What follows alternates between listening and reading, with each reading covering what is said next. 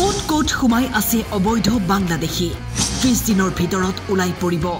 এজনো অবৈধ বাংলাদেশী থাকিব নোৱাৰিব ৰাজ্যত 30 দিনৰ সময় বান্ধি দিলে কেন্দ্ৰই বাংলাদেশৰ কেনেকৈ আছে কোনে পাৰ কৰি দিছিল আপুনি দালালে অবৈধ বাংলাদেশীৰ বিৰুদ্ধে বৃহৎ একশ্যন জৰুৰী নিৰ্দেশনা জাৰি কৰিছে কেন্দ্ৰীয় গৃহ মন্ত্ৰালয়ে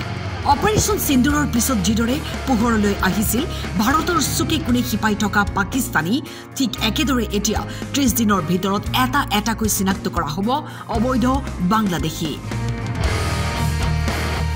আচৰিত কথা এয়াই যে অসমতো শিপাই গৈছে অবৈধ বাংলাদেশী আনকি আধাৰ কাৰ্ড ভোটাৰ আইডি পৰ্যন্ত বনাই লৈ প্ৰৱেশ কৰি গুমানি হক মহল গুমানি গড়কট বাংলাদেশৰ কেনেকৈ আছে কোনে পাৰ কৰি দিছিল আপুনি দালালে কিমান টকা দিছিল আপুনি মই 3000 লৈছিলে কেতিয়া আহিলে আপুনি এক মাহ হ'ল মই অকলে আহিছিলোঁ এক মাহ হ'ল মোৰ আহা এক মাহ হ'ল ইয়াৰ আগত ক'ত আছিল ঘৰতে আছিলোঁ গড়কট বাংলাদেশত আপোনাৰ লগত কিমানজন মানুহ আছে টোটেল তেলে মই দুজন আছে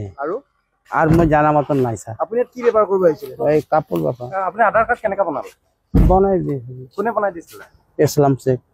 ক'ৰ হয় ক'ৰ মানুহজন ওষ্ট বেংগলৰ আপোনালোকে বাংলাদেশৰ পৰা মানে ভাৰত আৰু অসমলৈ আপোনালোকে কেনেকৈ আপোনালোকে সোমাইছে অকণমান কওকচোন তাৰ পৰা বৰ্ডাৰ পাৰ হৈছো বৰ্ডাৰ পাৰ কৰিব পাৰে কিমান টকা দিলো ঠিক নাই 3000 লয় 2000 লয় অসমীয়া যে আপুনি ক'ব জানে অসমীয়া ক'ৰ পৰা শিকিলে শিকিছো ইয়াতে ছাৰ ইয়াতে শিকিছে বাংলাদেশৰ লগতে মায়ানমাৰৰ নাগৰিককো চিনাক্ত কৰিব লাগিব দেশৰ ৰাজ্যসমূহে অবৈধ অনুপ্ৰৱেশকাৰীৰ চিনাক্তকৰণ আৰু বহিষ্কাৰৰ ব্যৱস্থা গ্ৰহণৰ নিৰ্দেশ দিয়া হৈছে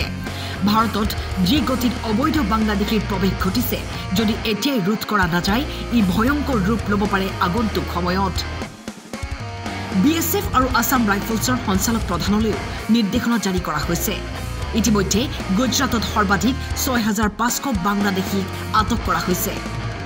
বৰ্তমান দেশত যি পৰিস্থিতি হৈছে অবৈধ অনুপ্ৰৱেশকাৰীৰ চিনাক্তকৰণ কৰাটো জৰুৰী হৈ পৰিছে অন্যথা ভাৰতৰ চুকে কোণে সোমাই থকা অবৈধ অনুপ্ৰৱেশকাৰীয়ে এদিন ভাৰতৰ বাবে এক বিপদ হৈ আহিব